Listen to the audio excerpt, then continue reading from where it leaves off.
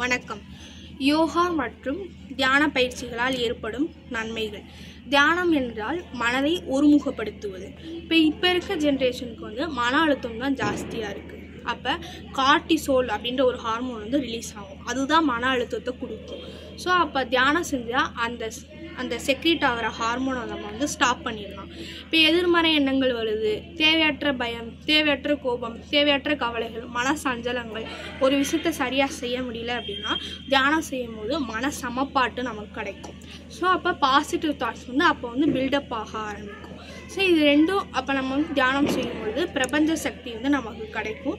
இப்போ நம்ம மனசே நம்ம என்ன செய்யலாம், நம்ம ஆளலாம். நம்ம என்ன நினைக்கிறோமோ அதை நம்மளால் செய்ய முடியும்.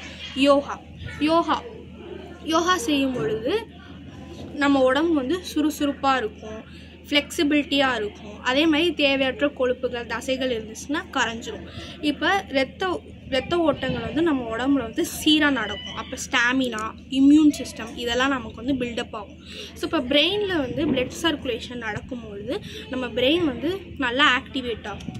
ஸோ நல்லா அதில் உள்ள நரம்புகள், இரத்த குழாய்கள்லாம் எதுவும் அடப்பு ஏற்படாமல், மூளையில் வர எந்த பிரச்சனை வராமலும், இதயத்தில் வரக்கூடிய கார்டியாக் அரெஸ்ட்டு, ஹார்ட் அட்டாக்கு இதெல்லாம் வராமல் நம்மளை பாதுகாத்து கொள்ள முடியும்.